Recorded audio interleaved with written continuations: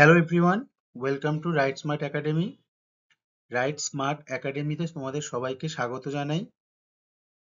আমি তোমাদের জীবন বিজ্ঞান শিক্ষক ইমরান সর্দার। স্টুডেন্টস, আজকে আমরা যে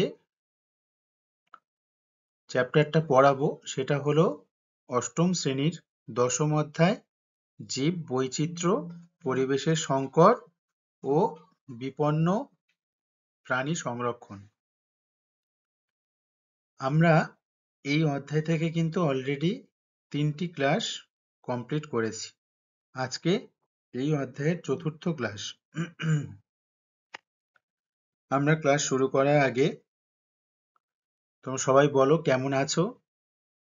আশা করি তোমরা প্রত্যেকে সবাই খুব ভালো আছো এবং প্রত্যেকের পড়াশোনাটাও আশা করি খুব ভালোভাবে হচ্ছে, কারণ পড়াশোনাটা কিন্তু তোমাদের জীবনের একটা অন্যতম গুরুত্বপূর্ণ বিষয়। বাকি খেলাধুলো রয়েছে, অন্য আরো এক্সট্রা কারিকুলাম অ্যাক্টিভিটিস রয়েছে, সেগুলো যেমন গুরুত্বপূর্ণ তার সাথে কিন্তু বই পড়াটাও কিন্তু সমান গুরুত্বপূর্ণ, বা পড়াশোনা করাটাও কিন্তু সমান গুরুত্বপূর্ণ।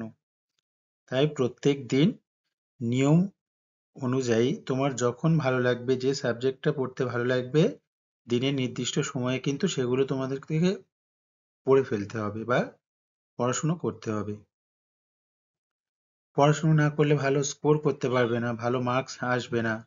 ভালো মার্কস না এলে তোমার সমাজে তো কোনো রেসপেক্ট থাকবে না, আবার ভালো স্কুলও কিন্তু পড়াশোনার জন্য পাবে না। সুতরাং পড়াশুনো করতে গেলে যেমন সেই যে বিষয়টা সম্পর্কে পড়াশুনো করছো সেই বিষয়টা সম্পর্কে জানাটাও যেমন জরুরি, তেমনি কিন্তু পরীক্ষাতে মার্কস আনাটাও বা ভালো স্কোর করাটাও কিন্তু সমান জরুরি। ভালো স্কোর থেকে কিন্তু বোঝা যায় যে সেই স্টুডেন্টটা কতটা ভালো, কি তাই তো? তো আমি আশা করব তোমরা সবাই কিন্তু পড়াশোনাটা খুব ভালোভাবে চালিয়ে যাচ্ছ। আচ্ছা, এবার আমরা পড়াশোনাতে আসি। আমরা লাস্ট যে ক্লাসটা করেছি, যে লাস্ট ক্লাসটা পড়িয়েছি, পরিবেশের যে বিভিন্ন ধরনের সংকট দেখতে পাচ্ছিলাম এবং যে বিপন্ন প্রাণী তাদেরকে কিভাবে সংরক্ষণ করতে হবে সেই ব্যাপারে পড়িয়েছি। সেখান দিয়ে কারোর যদি কোনো রকম বোঝার কোথাও অসুবিধা হয়ে থাকে আমার পড়ানোতে, তাহলে কিন্তু অবশ্যই করে আমাকে বলবে যে কোন জায়গায় তোমাদের বোঝার অসুবিধা আছে। আমরা বিপন্ন প্রাণী সংরক্ষণটা এখনো অতদূর যাইনি। আমরা পরিবেশের সংকট টপিকটা আগামী নয়, গত ক্লাসে পড়িয়েছি। এখনো কিছুটা বাকি রয়েছে। তো যতদূর পড়িয়েছি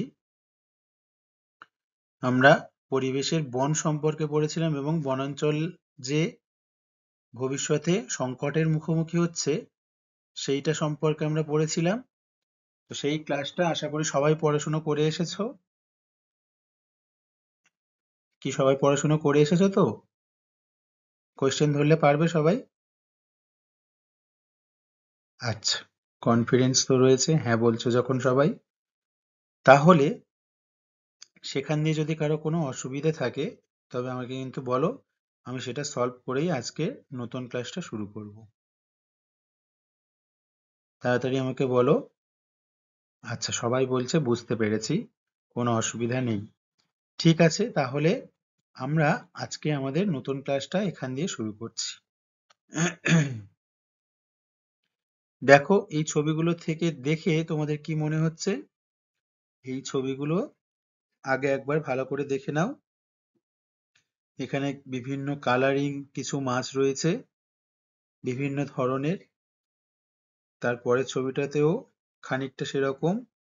এখানে আবার গাছপালাগুলো অন্য রকমের। প্রথম ছবিটাতে গাছপালাও কিন্তু অন্য রকমের। তার নিচে দেখো বড় বড় তিমি মাছ দেখা যাচ্ছে। তার পাশে দেখো এই মাছগুলোকে কিন্তু জেলিফিশ বলা হয়।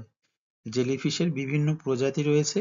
এই ধরনের জেলিফিশগুলো আবার তোমার জ্বলতে থাকে।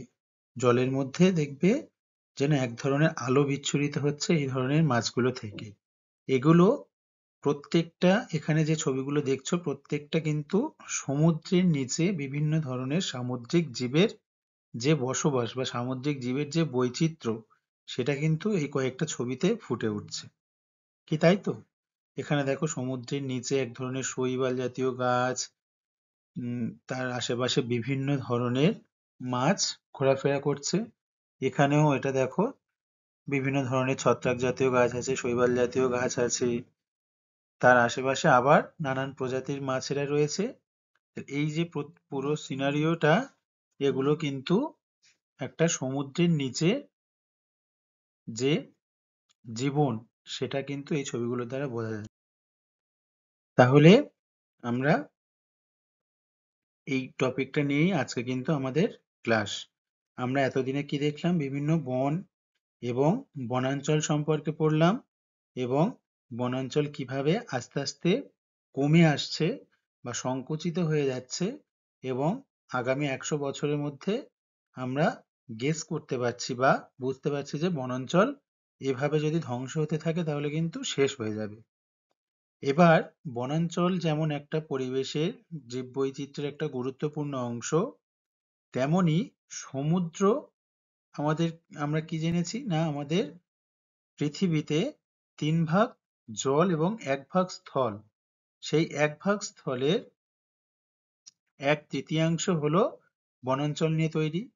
কিন্তু দেখো বেশিরভাগ অংশটা কি জল নিয়ে গঠিত।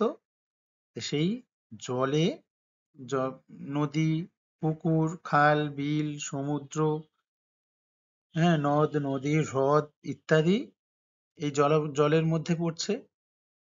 প্রভৃতি জলের উৎসগুলি নিয়েই জল গঠিত।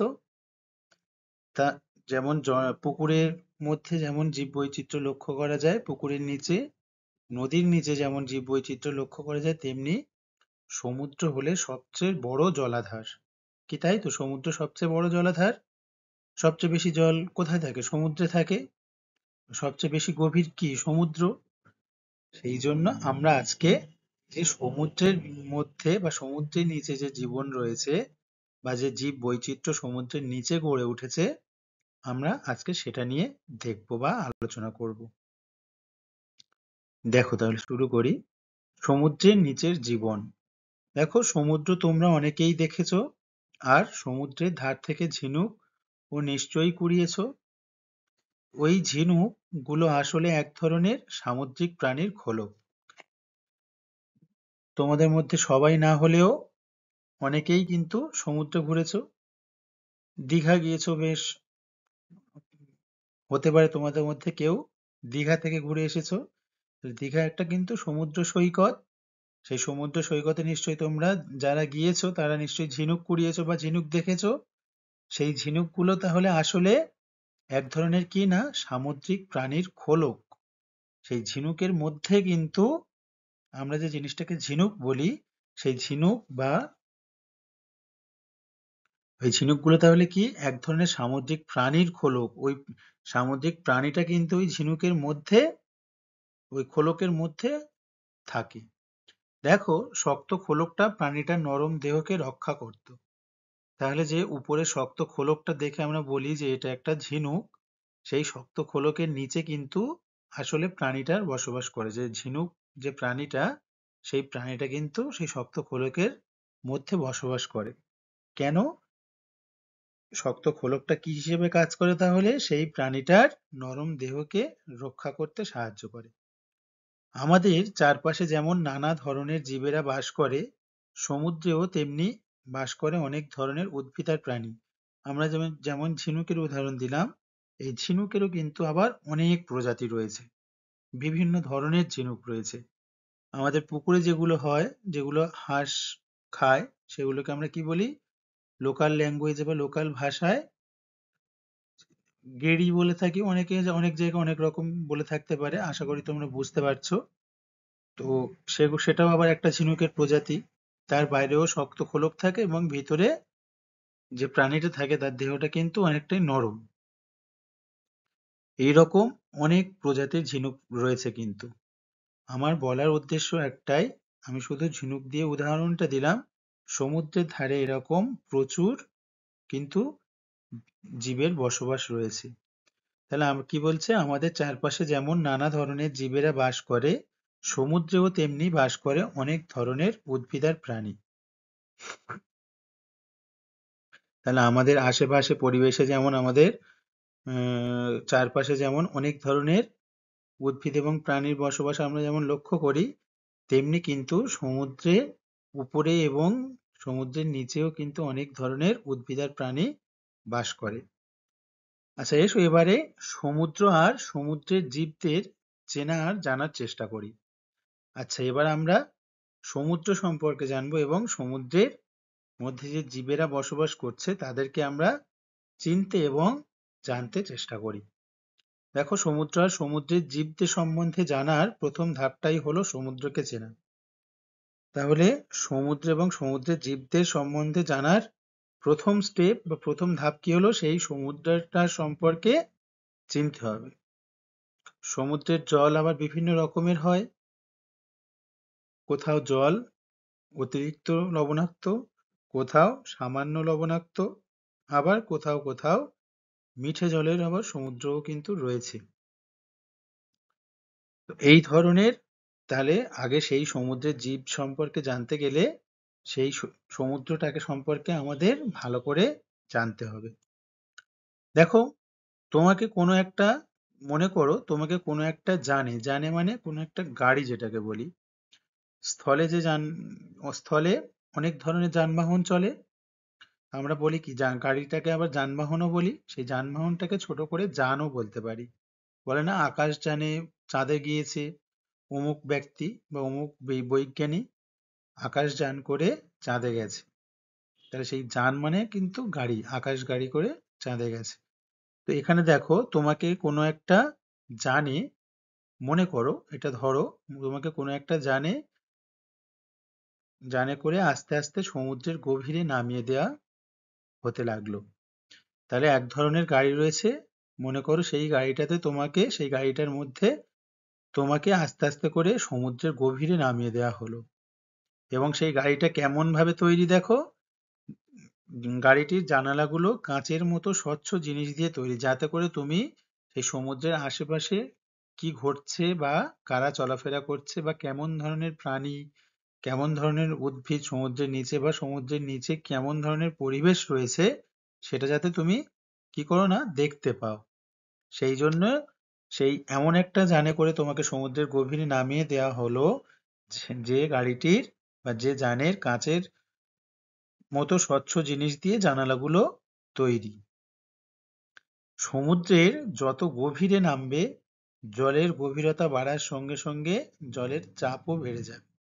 তাহলে আমরা কি জানি, ভূপৃষ্ঠ থেকে যতটা গভীরে যাই, অভিকর্ষ ত্বরণের মানও কিন্তু কি হয়, ততটা বাড়তে থাকে এবং অতিরিক্ত চাপের সৃষ্টি হয়।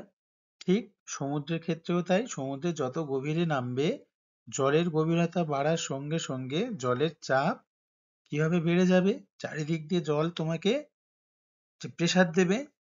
কারণ তুমি জল ঠেলে নিচে নামছো, চারিদিকে কি থাকবে, একটা জলের প্রচন্ড প্রেসার থাকে। সেটা যতটা উপরে যতটা থাকে, যত জলের গভীরে নামার সাথে সাথে কিন্তু সেই চাপটা কিন্তু অত্যাধিক হারে বেড়ে যায়। তাই যান আর যানের জানালাগুলো এমন জিনিস দিয়ে তৈরি যা জলের এই প্রচন্ড চাপ সহ্য করতে পারে। সেই জন্য কি বলছে, সেই যানবাহনটা এমন ভাবে তৈরি যাতে করে তার জানালাগুলো এমন জিনিস দিয়ে তৈরি যাতে করে ওই যে জলের প্রচন্ড চাপ, সেটা সেই যানটা সহ্য করতে পারে। দিনের বেলায় যদি নাম দিনের বেলায় যদি নামো, দেখবে সমুদ্রের জল তলের ঠিক নিচের অংশে কত আলো। তাহলে এটা কি বললো না, দিনের বেলায় যদি নামো, দেখবে সমুদ্রের জলতলের ঠিক নিচের অংশে কত আলো। সমুদ্রের একদম জলতলের নিচে কতটা আলো, তাহলে তুমি বুঝতে পারবে যদি দিনের বেলায় নামো। কত বিচিত্র প্রাণী সেখানে ঘুরে বেড়াচ্ছে। শ্যাওলা জাতীয় নানা রকমের উদ্ভিদ তোমার চোখে পড়বে। তাহলে সমুদ্র, যেমন বলছিলাম, আমাদের স্থলভাগে যেমন আমরা পরিবেশের বৈচিত্র্য দেখতে পাই, সমুদ্রের নিচেও যদি তোমাকে একটা যানে করে নামিয়ে দেওয়া হয়, তাহলে তুমি বুঝতে পারবে সেই জায়গায় কত বিচিত্র প্রাণী ঘুরে বেড়াচ্ছে। বিভিন্ন আবার শ্যাওলা জাতীয় নানা রকমের উদ্ভিদও কি হবে না, তোমার চোখে পড়বে। তাহলে বুঝতে পেরেছো? দেখো, সমুদ্রের গভীরে যত নামবে দেখবে সূর্যের আলো ক্রমশ কমে আসছে। সমুদ্রের যতটা উপরে থাকবে কি হয়, দিনের আলোর জন্য কিছুটা আলোকিত হয়ে থাকে, কিন্তু সমুদ্র তো অনেকটাই গভীর, পুকুরের মতো নয়, পুকুরের সামান্য গভীরতায়, তাই মনে হয় যেন পুরো অন্ধকার ভিতরটা। আবার যখন এই সমুদ্রের গভীরে প্রবেশ করবে তখন বুঝতে পারবে যে সেখানে কোনো রকম আলো প্রবেশ করতে পারে না, কতটা অন্ধকার সেখানে। কি বলছে, সমুদ্রের গভীরে যত নামবে দেখবে সূর্যের আলো ক্রমশ কমে আসছে আর তোমার চারপাশ ক্রমশ অন্ধকার হয়ে আসছে। এটা খুবই স্বাভাবিক, কারণ যখন অত্যাধিক নিচে নেমে যাবে সমুদ্রের, তখন সমুদ্রের মধ্যে দিনের আলো আর প্রবেশ করতে পারবে না। প্রাণীদের সংখ্যাও ক্রমশ কমছে। যতটা পরিমাণ প্রাণী সমুদ্রের উপরের দিকে রয়েছে, তুমি দেখতে পেয়ে খেয়াল করেছিলে নামার সময় আস্তে আস্তে গভীরতা বাড়ার সাথে সাথে কি দেখবে যে প্রাণীদের সংখ্যাও কিন্তু ক্রমশ কমে আসছে। আরো নিচে গেলে দেখতে পাবে নিকষ কালো অন্ধকার। নিকষ কালো অন্ধকার মানে একেবারেই অন্ধকার, সামান্যতম কিচ্ছু দেখতে পাবে না। আরো যখন গভীরে নিচে নেমে যাবে, কেবল তোমার যানের তীব্র আলোয় চারপাশের অন্ধকার অল্প অল্প করে কেটে যাচ্ছে। তুমি যে যানে করে যাবে, সেই যানের যে আলো রয়েছে তার তীব্রতায় চারপাশের অন্ধকার অল্প অল্প করে কেটে যাচ্ছে, বা তুমি সেই যানের আলোর জন্য তুমি আশেপাশে দেখতে পাচ্ছ। সেই আলোয় কখনো কখনো চোখে পড়ছে বিচিত্র দর্শন সব প্রাণী। এমন কিছু প্রাণী রয়েছে যেগুলো কিন্তু এখনো আবিষ্কৃতই হয়নি। এমন কিছু প্রাণী কিন্তু সমুদ্রের একেবারে গভীরে বা সমুদ্রের একেবারে নিচে কিন্তু সেই সব প্রাণীদের বসবাস, যেসব প্রাণীগুলো কিন্তু এখনো মানুষের দ্বারা আবিষ্কার করা সম্ভব হয়ে ওঠেনি। আর সমুদ্রের গভীরে তাহলে কত বিচিত্র সব প্রাণীদের বসবাস বুঝতে পারছো আশা করি। দেখো, সমুদ্রের গভীরে যেসব জীবেরা বাস করে তারা এই প্রচন্ড চাপ আর অন্ধকারের সঙ্গে নিজেদের মানিয়ে নিয়েছে। তাহলে সমুদ্রের গভীরে যেসব জীবেরা বাস করে, তাহলে তারা এই এই সেই প্রচন্ড গভীর হওয়ার জন্য যে সেই জলের প্রেসার বা জলের যে চাপ, সেই জায়গায় সেই চাপ এবং অন্ধকারের সঙ্গে সেই সব প্রাণীরা কি করেছে না, নিজেদের মানিয়ে নিয়েছে। সমুদ্রের সব অঞ্চলে জীবের দেখা পাওয়া যায় না। আর কি বলছে, সমুদ্রের সব অঞ্চলে আবার জীবের দেখা পাওয়া যায় না। আবার সমুদ্রের এমন কিছু কিছু অঞ্চল আছে যেখানে অধিকাংশ জীবের বাস। কি বলছে, আবার সমুদ্রের এমন কিছু কিছু অঞ্চল আছে যেখানে অধিকাংশ জীবের বাস। কিছু অঞ্চল এমন আছে যেখানে জীবের দেখা যায় না, আবার এমন কিছু অঞ্চল আছে যেখানে আবার অধিকাংশ জীবের বাস।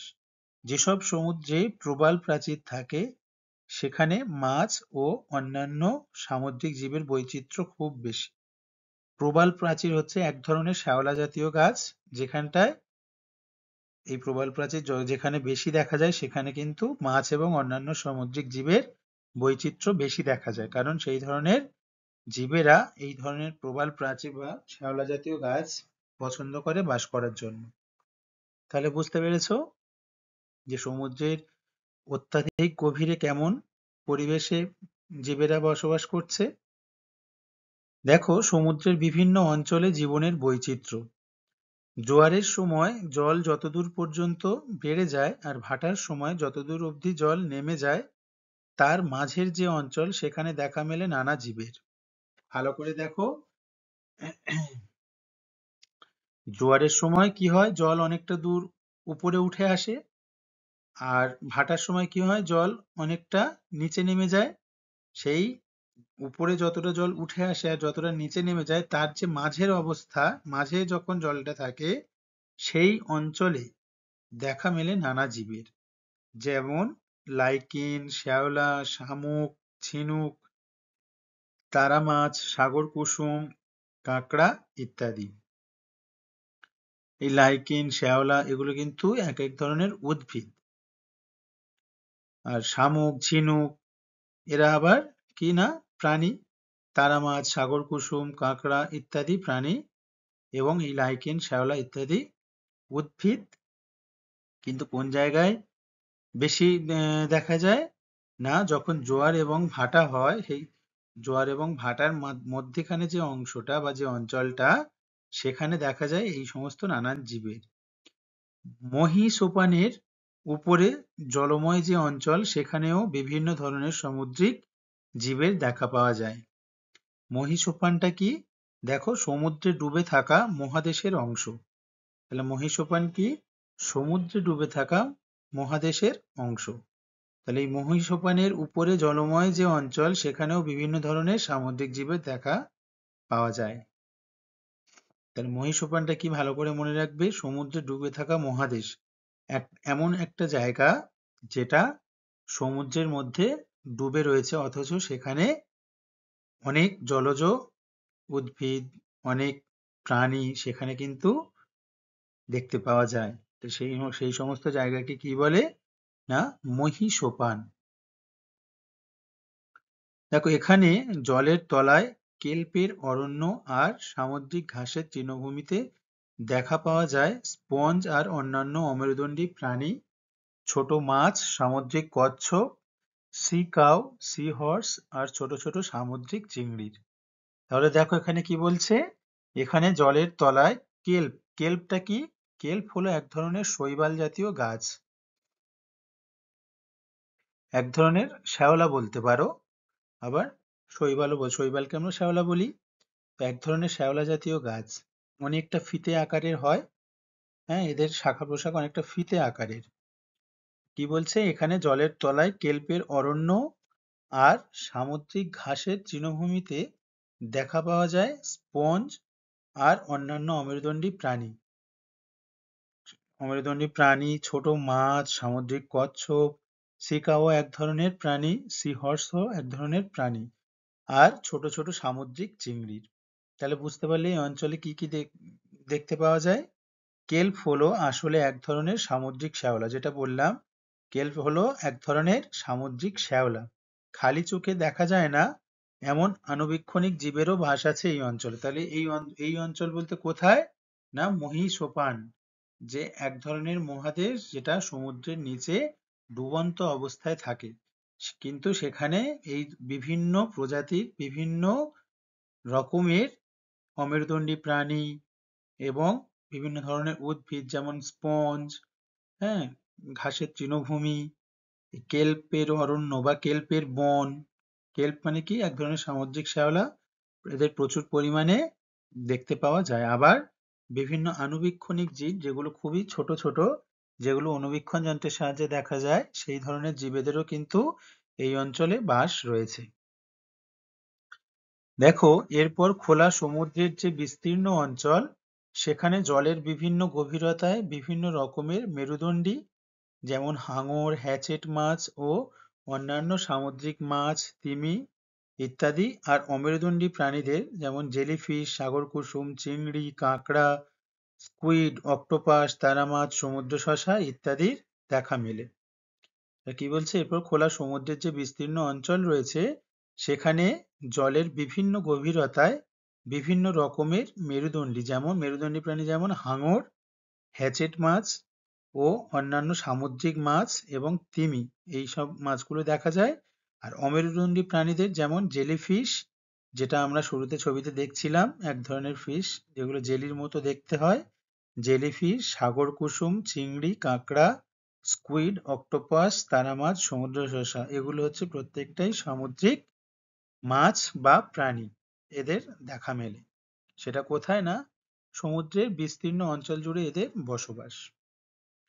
দেখো, সমুদ্রের যে গভীরতা অবধি সূর্যের আলো প্রবেশ করে, সেখানে নানা ধরনের উদ্ভিদের দেখা পাওয়া যায়। তাহলে সমুদ্রের যে গভীরতা অবধি সূর্যের আলো প্রবেশ করে, সেখানে নানা ধরনের উদ্ভিদের দেখা পাওয়া যায়। জলতলের ঠিক নিচে যতদূর অবধি সূর্যের আলো আর তাপ প্রবেশ করতে পারে, সেখানেই জীবনের বৈচিত্র্য বেশি। ভালো করে তাহলে বুঝবে, সমুদ্রের যে গভীরতা অবধি সূর্যের আলো প্রবেশ করে সেখানে নানা ধরনের উদ্ভিদের দেখা যায়। কারণ উদ্ভিদের সূর্যের আলো প্রবেশ করে, সেই জন্য সেখানে উদ্ভিদের দেখতে পাওয়া যায় বিভিন্ন ধরনের। আর জলতলের ঠিক নিচে যতদূর অবধি সূর্যের আলো আর তাপ প্রবেশ করতে পারে সেখানেই জীবনের বৈচিত্র্য বেশি। আবার তো কি বলছে, জলতলের ঠিক নিচে, একদম জলতলের নিচে যতদূর অবধি সূর্যের আলো আর তাপ প্রবেশ করতে পারে সেখানে কি হয়, জীবনের বৈচিত্র্য বেশি। কারণ এই অঞ্চলে থাকা সবুজ উদ্ভিদেরা সূর্যের আলোর সাহায্যে কি করে না, খাবার তৈরি করতে পারে। যে জলের লেয়ার, সেই জলের লেয়ারের জাস্ট নিচে, একদম নিচে যতদূর অবধি সূর্যের আলো পৌঁছতে পারে সেই অঞ্চলে সবুজ উদ্ভিদেরা কি করে, সূর্যের আলোর সাহায্যে খাবার তৈরি করতে পারে। সবুজ উদ্ভিদের সূর্যের আলোর সাহায্যে খাবার তৈরি করা এই প্রক্রিয়াটাই হলো সালোক সংশ্লেষ। তাহলে সবুজ উদ্ভিদেরা যে প্রক্রিয়ার দ্বারা নিজেদের দেহে খাদ্য তৈরি করে তাকে কি বলা হয় না, সালোক সংশ্লেষ প্রক্রিয়া। এই খাবারের উপর নির্ভর করে এই অঞ্চলের অন্য সব জীবেরা। তাহলে এই উদ্ভিদ যে খাবারটা তৈরি করছে এবং বেঁচে থাকছে, সেই উদ্ভিদের উপর আবার নির্ভর করছে কে না, এই অঞ্চলের সব জীবেরা। দেখো, আর সমুদ্রের গভীরে বসবাসকারী জীবেরা খাবারের জন্য নির্ভর করে সূর্যের আলোয় আলোকিত উপরের অঞ্চল থেকে ভেসে নেমে আসা খাবারের টুকরো বা উদ্ভিদ ও প্রাণীর দেহাবশেষের উপর। কি বলছে, আর সমুদ্রের গভীরে যেসব প্রাণীরা বসবাস করছে তাদের খাবারের উৎস কি না, সূর্যের আলোয় আলোকিত উপরের অঞ্চল থেকে ভেসে নেমে আসা খাবারের টুকরো বা কোনো উদ্ভিদ ও প্রাণীর দেহাবশেষের উপর এদের খাবার নির্ভর করে। অনেক সময় এরা অন্য জীবদের শিকার করেও খাবার জোগাড় করে। তাহলে কি হয়, অনেক সময় ছবিতে দেখলে প্রথমে বড় বড় তিমি মাছের কয়েকটা ছবি রয়েছে না, এরকম তিমি মাছের মতো বিভিন্ন প্রকারের আবার বড় বড় মাছের প্রজাতি রয়েছে, যারা কিনা কি করে, গভীর জলে গভীর সমুদ্রে বসবাস করে এবং বিভিন্ন প্রাণীকে এরা শিকার করে খাবার জোগাড় করে। সমুদ্রে যত গভীরে যাওয়া যায় সূর্যের আলো ততই কম প্রবেশ করে। তাহলে এটা খুবই স্বাভাবিক, সমুদ্রে যত গভীরে যাবে তাহলে সূর্যের আলো কি হবে না, কম প্রবেশ করবে। আর তাই সমুদ্রের গভীরে জলের তাপমাত্রাও কিন্তু কমতে থাকে। যখন সূর্যের আলো প্রবেশ করতে পারবে না যে জায়গায়, সেই জায়গায় কি হবে না, তাপমাত্রা অনেক কমে যাবে, সেখানে অন্ধকার, আলো নেই এবং সুতরাং কি হয় না, সেই গভীর জলের তাপমাত্রা কি হয়, আস্তে আস্তে কমতে থাকে। যতটা তুমি সমুদ্রের গভীরে নামতে থাকবে সেই সমস্ত জায়গায় কি হয় না, তাপমাত্রাও ততটা কমতে থাকে আস্তে আস্তে। গভীর সমুদ্রে বসবাসকারী জীবদের তাই কম তাপমাত্রা আর প্রচন্ড চাপের সঙ্গে নিজেদের মানিয়ে নিতে হয়। সেই জন্যে গভীর সমুদ্রে যে সমস্ত জীবেরা বসবাস করে তাদের কোন কোন প্রতিকূল পরিবেশের সঙ্গে মানিয়ে নিতে হয়। এক হলো একদম কম তাপমাত্রা, যেহেতু ওইসব জায়গায় সূর্যের আলো প্রবেশ করতে পারে না, সেই জন্য সেই কম তাপমাত্রা এবং প্রচন্ড চাপ। সমুদ্রের গভীরে কিন্তু প্রচন্ড চাপ থাকে, জলের একটা ফোর্স থাকে। সেই তুমি ভালো করে খেয়াল করবে, এক গ্লাস তুমি বা এক জগ জল নিলে দেখবে তার উপরে একটা কিছু ছোট ভারী কিছু ফেলে দিলে সেটা কোথায় যায়, সেই জলের গভীরতা নিচের দিকে চলে যায়। সেটা কিসের জন্য যায়, অভিকর্ষ ত্বরণের জন্য যায়। এবং যত উপর দিয়ে নিচে যেতে থাকবে তত কি হয়, তার ফোর্স বা গতিবেগটা বাড়তে থাকে। সেটার কোন কারণের জন্য, অভিকর্ষ ত্বরণের জন্য। এবং সেটাও কিন্তু একটা চাপ, সেটা কিন্তু একটা বল। সেই একই রকম তুমি যখন একটা জগের একদম নিচের দিকে হাত দিলে বুঝতে পারবে তোমার হাতে যে প্রভাবটা সেই নিচে, জলের নিচে যেমনটা পড়ছে, জলের উপরে, জগের উপরে জলের লেয়ারে সেই চাপটা কিন্তু থাকে না। এর থেকে বুঝতে পারবে যে, বা একটা অনুমান করতে পারবে যে গভীর সমুদ্রে একদম নিচে জলের চাপ বা ফোর্স কতটা, বা প্রেসার কতটা।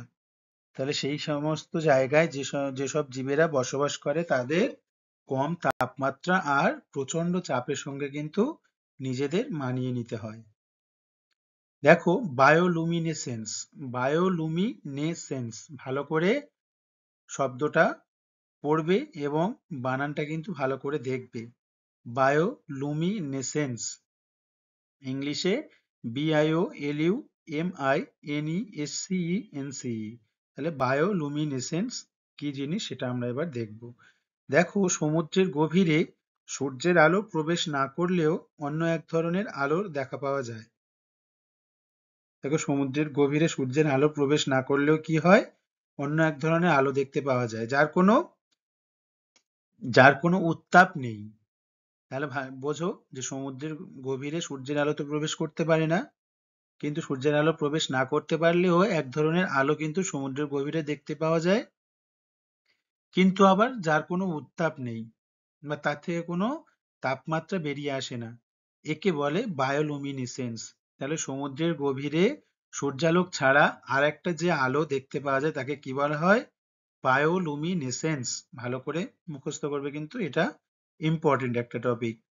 সমুদ্রের গভীরে কিছু জীবের দেখা মেলে যারা রাসায়নিক বিক্রিয়ার মাধ্যমে নিজেদের দেহে আলো তৈরি করতে পারে।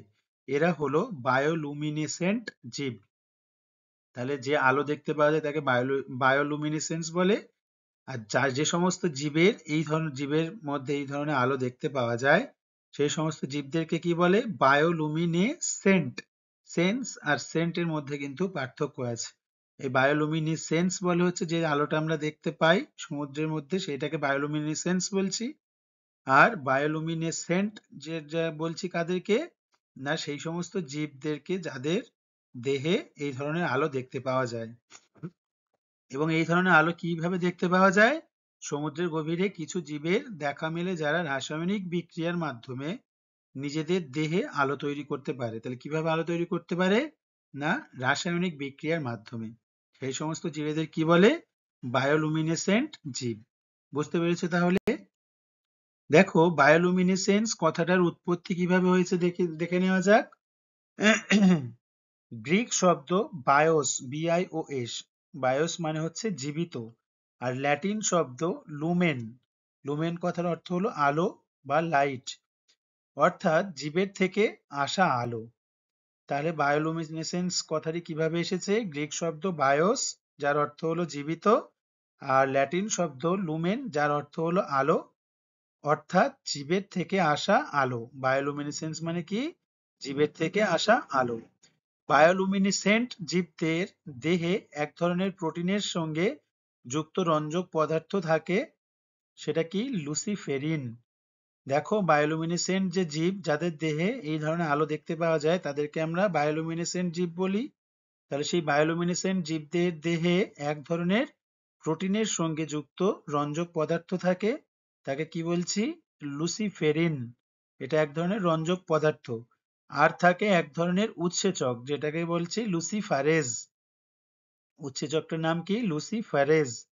অক্সিজেনের উপস্থিতিতে এই দুইয়ের রাসায়নিক বিক্রিয়ায়, তাহলে আমরা বলেছিলাম না রাসায়নিক বিক্রিয়ার দ্বারা আলোটা উৎপন্ন হয়েছিল, তাহলে এটা কাদের কাদের মধ্যে রাসায়নিক বিক্রিয়া হচ্ছে, দেখো যে রঞ্জক পদার্থ লুসিফেরিন এবং উৎসেচক লুসিফারেজ, অক্সিজেনের উপস্থিতিতে এই দুইয়ের রাসায়নিক বিক্রিয়ায় রাসায়নিক শক্তি পরিবর্তিত হয় আলোক শক্তিতে।